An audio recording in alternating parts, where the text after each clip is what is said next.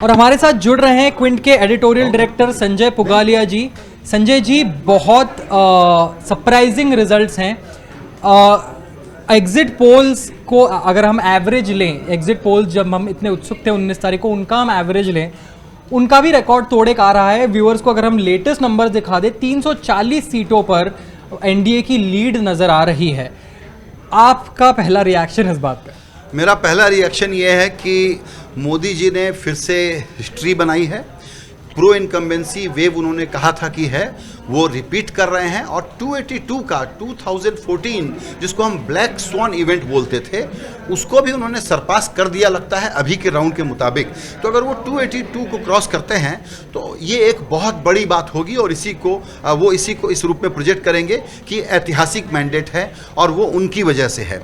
तो एक अगर फ्रेज मुझे चुनना हो तो मैं कहूँगा कि सौदागर यानी वोटर से ट्रांजैक्शनल रिलेशनशिप, जादूगर और कारीगर, ये उन्होंने मोदी जी ने दिखाया है कि इलेक्शन को कैसे क्राफ्ट करना है।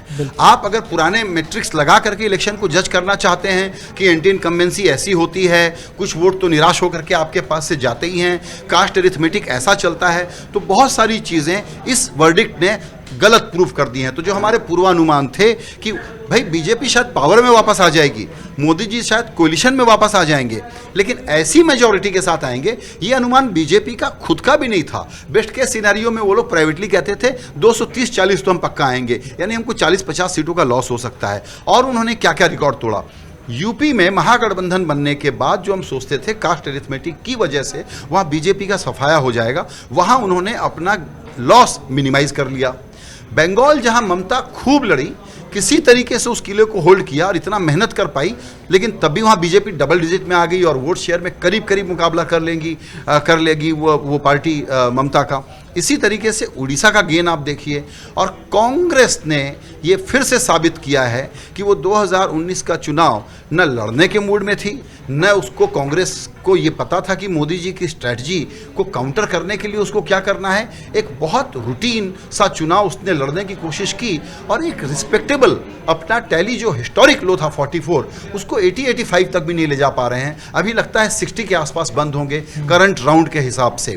तो it is all about mister Modi, promises, economic reform, demonetisation, joblessness, farm distress, ये सारी बातें हम करते रहे, लेकिन उसके बावजूद मोदी जी का एक तरफ ऊपर से नेशनल सिक्योरिटी का इशू, देश का चुनाव, मोदी के सामने कौन, ये एक बड़ा सवाल था कि मोदी के सामने कौन। और टीना फैक्टर का बड़ा एडवांटेज मिला क्योंकि मोदी जी ने एक बात ठीक से सेल कर ली इलेक्टोरेट को, वो ये है कि देश में को लीड कौन करेगा ये तय कर लो। कोलिशन की लीडरशिप को लेकर के जो वेगनेस होती है या कोलिशन को जो समझाना चाहिए कि क्यों हम कोहेसिव पॉलिटिकल एजेंडा लेके आएंगे, उसमें वो फेल रहे।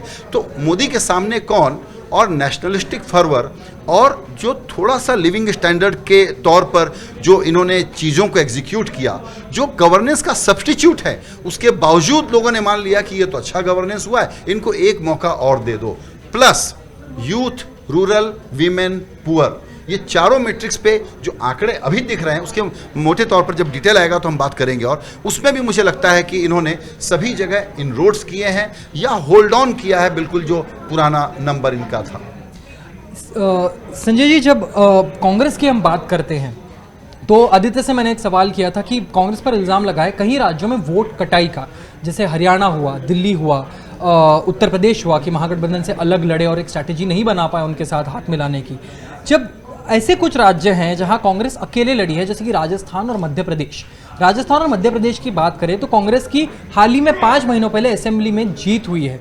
हालांकि वो इतनी भारी लीड से जीत नहीं थी, सीटों के आंकड़े अगर हम देखें, पर एक अपर हैंड कांग्रेस का रहा है।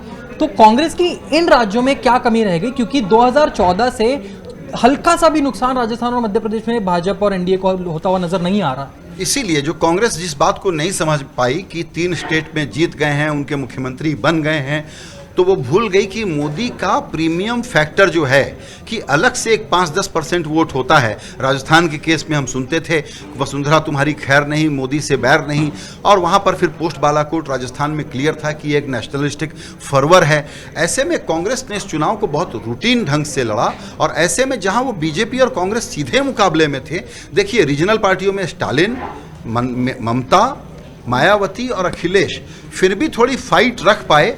कुछ सीट ला पाए हैं। उनके मुकाबले आप कांग्रेस का स्ट्राइक रेट देखेंगे तो और भी पुअर है। वो सिर्फ एक ही कारण से है कि बहुत एडहॉक प्लानिंग है इनके पास, लैक ऑफ कंप्रिहेंशन। मैं बार बार इंसिस्ट करता हूं कि जिस मोदी मशीन से लड़ रहे हैं उसके मैग्नीट्यूड का, उसकी इंटेंसिटी और ताकत का कांग्रेस को अंदाजा नहीं है। महाराष्ट्र जैसा स्टेट जहां कांग्रेस को अच्छा करना चाहिए एनसीपी जैसे अलायंस के साथ, वहां पर भी एनडीए करीब करीब अपना पुराना नंबर रिपीट कर रहा है। रहा अलायंस बनाने का सवाल, क्लियर थी ये बात, हम लोगों ने पहले की भी थी। बंगाल, यूपी और दिल्ली, अगर 3 जगह ट्रायंगुलर है और वहां कांग्रेस और सारा विपक्ष अगर एक साथ नहीं मिलता है तो बीजेपी का वहां एडवांटेज रहेगा, क्योंकि आपके विपक्ष के वोट बटेंगे। और बीजेपी ने इसमें मास्टरी कर रखी है कि वोट कटर के तौर पर आप अपना काम तो खुद ही कर रहे हो। मैंने तो कहा भी नहीं कि कांग्रेस वहां पर एमजीबी से हाथ न मिलाए, तो आपने बड़ी मदद कर दी।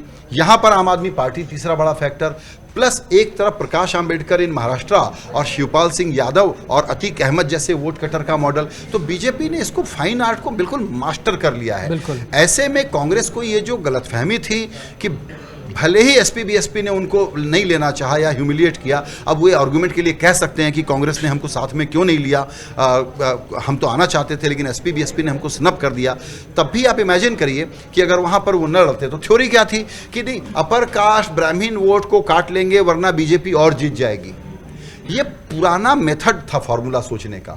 आपने ग्राउंड रियलिटी को चेक नहीं किया और उसके बाद भी तो वही हुआ। 50-55 सीट अगर वहां बीजेपी रिटेन कर रही है तो आपका ये अपर कास्ट का वोट काटने वाला और बीजेपी को सप्रेस करने वाली थ्योरी नहीं चली। तो अनसाइंटिफिक एजम्पशन पे काम करना, पॉलिटिकल इंस्टिंक्ट और डेटा को मिला के काम करना, यही फर्क है दोनों साइड के टेंट पोल में। इनफैक्ट ये गठबंधन वाली बात पर चूंकि आदित्य भी बहुत क्लोजली डेटा को ट्रैक कर रहे थे, तो सेम सवाल कि ये गठबंधन का अरिथमेटिक सबको तो दिख रहा था ना कि साथ मिल जाएंगे तो बेहतर करेंगे, फिर क्या उन्होंने मिसकैलकुलेट किया कि ये नतीजा आ रहा है?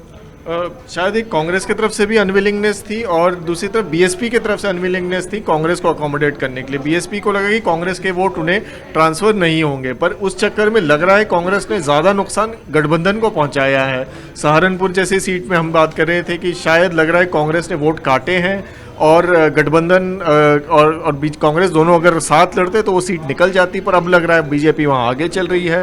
तो उत्तर प्रदेश में काफ़ी मिसमैनेज रहा पूरा कैंपेन। प्रियंका गांधी को कांग्रेस ने उतारा जिसका कोई ख़ास फ़ायदा होता हुआ नज़र नहीं आ रहा है। अमेठी रायबरेली में तक वो बड़ी स्लिम लीड के साथ चल रहे हैं, तो काफ़ी मुश्किल रहा है कांग्रेस के लिए ये पूरा कैंपेन। महाराष्ट्र की अगर संजय जी बात करें तो महाराष्ट्र में पिछले 5 सालों में शिवसेना भाजपा के बीच जो भी हुआ, एक वो पति पत्नी वाला रिलेशनशिप था जो वो 6 महीने का डिवोर्स का नोटिस पीरियड सर्व कर रहे हैं। मतलब एक वक्त ऐसा भी आ गया था कि लोग सवाल ऐसे भी करने लगे थे कि भाई ये सरकार 5 साल चलेगी या नहीं चलेगी। फिर 2018 आते आते शिवसेना एक फतवा निकालती है, एक स्टेटमेंट देती है, कहती है कि हमारे सारे एमपीज़ के ने सिग्नेचर किया है कि हम 2019 में उनके साथ चुनाव नहीं लड़ेंगे। काफ़ी अनस्टेबल दोनों का एक अलायंस रहा है कुछ सालों तक। बाकी भी फैक्टर्स थे महाराष्ट्र में जो बीजेपी के खिलाफ काम कर सकते थे। काफ़ी हमने एक माइनॉरिटीज़ का एक अपराइजिंग वहाँ पर देखा है। काफ़ी पिछले साल भी 1 जनवरी का जो पूरा हादसा हुआ था वो बीजेपी के अगेंस्ट कह रहा था कि काम कर जाएगा। ऐसे में कांग्रेस एनसीपी का पिछली बार के जितना ही खराब परफॉर्म करने का क्या कारण है?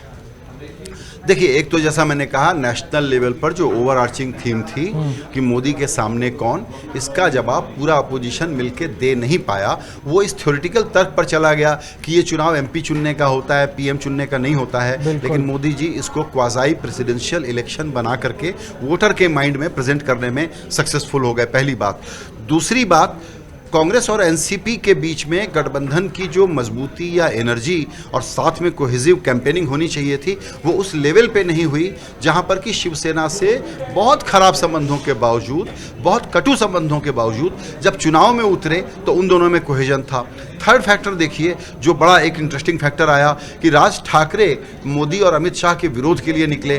पता था लोगों को इनफॉर्मली वो कांग्रेस और एनसीपी की मदद कर रहे हैं। उनकी बातें रिजोनेट हो रही थी, उनकी मीटिंग सक्सेसफुल हो रही थी, तो हमको भी लगता था कि महाराष्ट्र में कुछ मुकाबला मजबूती का होगा। लेकिन उसके बावजूद नहीं हुआ। तो क्यों? क्योंकि बीजेपी एक एक सीट, एक एक असेंबली कंस्टिट्यूएंसी, वहाँ के लोकल डायनामिक्स, अपने कैंडिडेट का सिलेक्शन, उसके ऊपर एक एक सीट पर एक एक दो दो मंत्री और 5-5, 8-8 एमएलए को उतारना। आइडिया क्या था कि वेस्टर्न यूपी में शरद पवार साहब के वर्चस्व को इस बार नहीं तोड़ेंगे तो कब तोड़ेंगे, और उस तरीके से मेथोडिकल तरीके से ये लोग काम कर रहे थे। उसका बड़ा भारी फायदा इनको होता हुआ दिख रहा है और कांग्रेस एनसीपी को उसका इतना बड़ा नुकसान होता हुआ दिख रहा है कि करीब करीब 2014 के आंकड़े जो अभी दिख रहे हैं कि आउट ऑफ 42 में एनडीए वहां पर जीत करके आ रहा होगा। तो वहां पर इनकी केमिस्ट्री, इनका अरिथमेटिक, इनका प्लान, इनकी लीडरशिप, वो सारी क्लैरिटी चली है और कांग्रेस एनसीपी उस प्रकार का फाइट बिल्कुल माउंट नहीं कर पाई है। कब नहीं माउंट कर पाई है? जो चीज़ें आपने गिनवाया उसमें दलित अपराइजिंग, फार्म डिस्ट्रेस, विदर्भ का बैकवर्ड इलाका, बिल्कुल, प्लस वहाँ पर माइनॉरिटीज़ के कुछ जो अपने वोट ब्लॉक्स हैं, वो ये सारे पुराने मैट्रिक्स के कारण हम लोगों को लगता था या औरों को लगता था कि यहाँ पर तो बहुत मजबूत मुकाबला होगा। एनडीए को महाराष्ट्र में तकलीफ है और शिवसेना के साथ होस्टाइल रिलेशनशिप है, किसी तरीके से जुगाड़ वाला वापस ये एनडीए अलायंस बना रहे हैं। बावजूद उसके सब कुछ, ये जितनी कमियां थी उसको एक ओवर आर्चिंग मोदी फैक्टर भरता है। उसकी वजह से ही ये इनको एक उभार मिल गया और जो वोट शेयर टूट सकता था वो नहीं टूटा उनका वहाँ पे। एक वोटिंग पैटर्न की जब हम बात करते हैं तो वोटिंग पैटर्न ज़्यादातर कैंडिडेट्स के साथ भी कुछ हद तक जुड़कर आता है। अगर हम लीड्स और ट्रेल्स देखें तो कन्हैया कुमार बेगूसराय में 10:35 को ट्रेल कर रहे थे और प्रज्ञा ठाकुर भोपाल में 10:30 बजे लीड कर रही थी। तो ये जो सारा प्रज्ञा ठाकुर जो इतने विवादित बयान दे चुकी है, हेमंत करकरे से लेकर बाबरी मस्जिद तक लेकर नाथुराम गोडसे तक वो विवादित बयान दे चुकी है।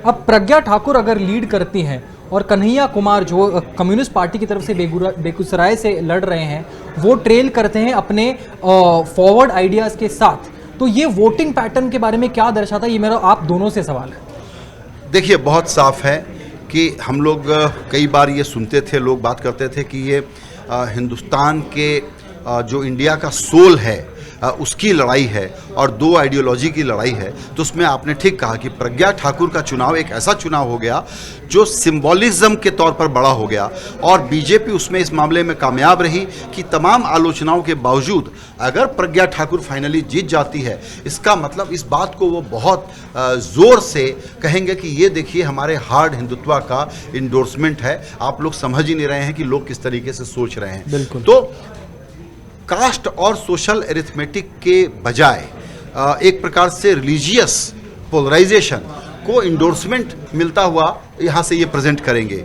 कन्हैया कुमार की हार ये बताती है कि अगर वो पीछे हैं या फाइनल रिजल्ट में भी वो हार जाते हैं तो ये पता लगेगा कि जो दूसरा आइडियोलॉजी है उसमें अगर कंसोलिडेशन नहीं है, क्लियर आइडिया नहीं है, क्लियर इलेक्शन क्राफ्टिंग नहीं है, तो आपके पास अगर कुछ वोट हैं तो भी आप विनिंग कॉम्बिनेशन नहीं बन पा रहे हैं। और इस बीच में मोदी जी ने क्या किया है कि राइट विंग से लेकर के सेंट्रिस्ट से लेकर के लेफ्ट तक की सारी पोजीशन इस वोटर के माइंड में ऑक्यूपाई कर ली है। उनका वोटर से डायरेक्ट आउटरीच कुछ इस तरह का है कि वो जो लोग आइडियोलॉजी से बहुत ज़्यादा बंधे हुए नहीं हैं उनको ये कह पाते हैं कि देखिए आप जो आइडियोलॉजी सोचते हैं, भाईचारा, मैं उसको रिप्रेजेंट करता हूँ, गरीबवादी, मैं सबसे बड़ा गरीबवादी हूँ। तो हम लोगों ने इस बात को, हम लोगों से मेरा मतलब विपक्ष ने इस बात पर ध्यान नहीं दिया कि वो आइडियोलॉजिकल तौर पर आभास क्रिएट करने में सफल हैं कि मैं सारी पोजीशन को ऑक्यूपाई कर रहा हूँ, जबकि मेरी मूल पोजीशन जो है वो बीजेपी वाली, संघ वाली, आरएसएस वाली जो पोजीशन है वही रहेगी, उसको मैं डाइल्यूट नहीं करूंगा। और अब ये उनका कॉन्फिडेंस बीजेपी का इससे ज़्यादा और बढ़ेगा कि हमारे आइडिया का जो हिंदुस्तान है, हमारी जो आइडियोलॉजी है उसका तो इंडोर्समेंट दोबारा हो गया। क्योंकि आप तो कहते हो कि हमने वादा पूरा नहीं किया, आप तो कहते हो हमारा इकोनॉमिक गवर्नेंस खराब था, आप तो कहते हो किसान नाराज था, आप तो कहते हो रूरल इंडिया में डिस्ट्रेस था, उसके बावजूद हमको ये वोट मिले हैं। तो ये हमारे पुराने मैट्रिक्स को तोड़ने वाला चुनाव बन गया, क्योंकि Modi ji pre dominant brand की तरह से माइंड स्पेस में इतना ज़्यादा छाए हुए थे अपने डायरेक्ट आउटरीच के कारण कि अपोजिशन उसको कहीं काउंटर नहीं कर पाया। इसीलिए अगर कन्हैया कुमार एक नए थॉट को रिप्रेजेंट करता है, एक हिंदुस्तान की गरीब आबादी के युवा मानस को रिप्रेजेंट करता है, और उसके सामने आप प्रज्ञा ठाकुर को आते हुए देखते हैं, ये सफल होता है, वो विफल होता है। तो जो एक अनुमान हम लोग लगा करके सोचते थे कि Hindustan right wing, right momentum और मजबूत नहीं होगा, घटेगा, इलेक्टोरल आउटकम बता रहा है, जिसकी वजह से एक सरकार बनेगी कि राइट मोमेंटम बढ़ा है, घटा नहीं है, स्लो डाउन नहीं हुआ है। आदित्य, ये इस सवाल को थोड़ा और एक्सटेंड करें तो अतिशी मरलेना और राघव चड्ढा जैसे कैंडिडेट्स भी दिल्ली में ट्रेल कर रहे हैं। अतिशी मरलेना जानी जाती हैं एजुकेशन सेक्टर में बहुत सारे पॉजिटिव रिफॉर्म्स लाने के लिए, वो खड़ी हैं गौतम गंभीर के खिलाफ, और बाकी जो दो एग्जाम्पल्स आते हैं वो है प्रज्ञा ठाकुर और कन्हैया कुमार के। ये बहुत तीन अलग तरह के कैंडिडेट्स हैं। आपकी समझ से क्या बताता है ये वोटिंग पैटर्न्स के बारे में? एक साफ चीज़ बताता है कि ये चुनाव अतिशी के बारे में था ही नहीं, ना ही राघव चड्ढा के बारे में था, ना ही कन्हैया के बारे में था, और ना ही अरविंद केजरीवाल के बारे में था। ये चुनाव सिर्फ और सिर्फ प्रधानमंत्री नरेंद्र मोदी के बारे में था। और प्रज्ञा ठाकुर का जीतना, वो एक तुम वैसे भी बीजेपी की मजबूत सीट है, तो उनका जीतना कोई बहुत ज़्यादा ताज्जुब की बात नहीं है। हाँ, प्रज्ञा ठाकुर को इलेक्टोरल पॉलिटिक्स में लाकर बीजेपी ने एक एनवेलप पुश ज़रूर किया है राइट विंग की तरफ। दूसरी बात यह है कि एक बात हम सबको फेस कर लेनी चाहिए, वो ये है कि जो हमारी सियासत का सेंटर ऑफ ग्रेविटी है वो टुवर्ड्स द राइट शिफ्ट हो चुका है।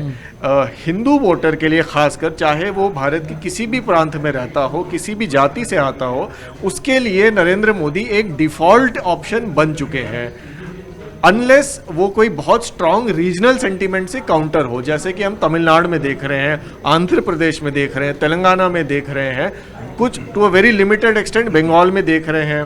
पंजाब चूंकि एक सिख बहुल राज्य है, वहाँ पर बीजेपी को पुशबैक मिल रहा है, पर इन 4-5 राज्यों के अलावा हर जगह बीजेपी का ही परचम लहरा रहा है। तो काफ़ी प्रधानमंत्री कामयाब रहे हैं गरीब वोटर के लिए, दलित वोटर के लिए, पिछड़े वोटर के लिए, आदिवासी वोटर के लिए, अपने आप को एक वायबल ऑप्शन बताने के लिए कि आपका लीडर मैं हूं, आपकी नुमाइंदगी मैं करूंगा, आपके हितों की रक्षा मैं करूंगा, देश की रक्षा मैं करूंगा। ये नैरेटिव बहुत बहुत अच्छी तरह से वोटर के जहन में जा चुका है और बीजेपी बहुत सफल रही है इसे आगे बढ़ाने में। बिल्कुल, इसमें मैं सिर्फ इसी बात को आगे बढ़ाते हुए एक बात कहना चाहता हूं, और वो ये है कि बीजेपी का लगातार संघर्ष ये था कि वो चुनाव के मैदान में, अगर मंडल और कमंडल का मैं ये यूज़ करूं फ्रेज़, कि मंडल पॉलिटिक्स, सोशल जस्टिस फोर्सेस की पॉलिटिक्स और कास्ट पॉलिटिक्स जो है, उसके सामने कमंडल की पॉलिटिक्स और रिलीजन वाला मैट्रिक्स जो है, उसमें हमको दिक्कत होती है। तो जब तक हम कास्ट के आधार पर वोट करने के तरीके को तोड़ नहीं देंगे, तब तक हमको उसमें प्रवेश नहीं मिलेगा। पहली बार इस पैमाने पर पूरे नॉर्थ इंडिया में, जहां हम कहते थे कि यहाँ की राजनीति कास्ट बेस्ड होती है, उसको इन्होंने डाइल्यूट कर दिया है और रिलीजन के आधार पर आपको सोचने के लिए बाध्य कर दिया है। ये अलग बात है कि जिस प्रकार के वोटर हमारे होते हैं, उन्होंने इसको राष्ट्रवाद से जोड़ा, राष्ट्रीय सुरक्षा से जोड़ा, या शुद्ध रूप से धर्म से जोड़ा, या साथ में चूंकि मोदी जी का कमेंट लगातार एक ही रहता था, फोकस एक ही रहता था कि गरीबों की सरकार, उसने अपने लिए उसको गरीबों की सरकार के तौर पर, एक बैकवर्ड लीडर है मोदी, एक डोमिनेंट लीडर है मोदी, और पूरी जनरेशन पिछले वर्षों में जो ग्रो हुई है, उसने एक ये स्ट्रॉन्ग मैन वाली पॉलिटिक्स देखी ही नहीं थी। उसके लिए इतिहास का जो बोध है वो संभवतः बहुत बड़ी आबादी का मोदी जी से शुरू होता है। तो ये एक बहुत ही हेडी मिक्स था कि एक तरफ मेरी इंटरेस्टिंग पर्सनालिटी, दूसरी तरफ कास्ट की बाधा को पार करने के लिए देश का चुनाव, उसके जो लेयरिंग थी कि ये रिलीजियस ध्रुवीकरण है जो हिंदुस्तान के मल्टीपल कल्चर वाली प्लूरल सोसाइटी, सेक्युलर सोसाइटी के लिए ठीक नहीं है। वो डिबेट मंदी पड़ गई, मध्यम पड़ गई, क्योंकि अपोजिशन भी इस हिंदू उभार से डरने लग गया। उसको लगा कि अगर हम इसको काउंटर करेंगे तो हमको मुसलमानों की पार्टी सोचा जाएगा, और ये चला। मोदी जी और बीजेपी की पूरी स्ट्रेटजी ये थी कि आप लोगों को ये समझा दीजिए कि अगर मोदी जी नहीं रहे तो बड़ी गड़बड़ हो जाएगी, किसी और का राज हो जाएगा। कांग्रेस पार्टी इसीलिए खुद टेम्पल रन में लगी रही, क्योंकि वो भी इस बात से डर गई थी कि हम अगर अपने पुराने शब्दकोश, जो कि सेक्युलरिज्म का है, उसका इस्तेमाल करेंगे तो हमको माइनॉरिटी अपीजमेंट का वकील माना जाएगा। और इस कारण से जिसको कहते हैं ना, everything fell into place exactly as per mister Modi's plan, where for the first time BJP has been able to change the consideration set of the voter, and which has now become nationalism oblique religion oblique a strong leader, and that is the outcome this election has shown. Sanjay ji, Modi ji की तो ये बात है, ये clear हो चुका है कि ये चुनाव मोदी जी के नाम पर लड़ा गया और मोदी जी के नाम पर जीता जा रहा है। अब सवाल खड़ा होगा राहुल गांधी पर भी, जहां तक कांग्रेस के नेतृत्व की बात आती है।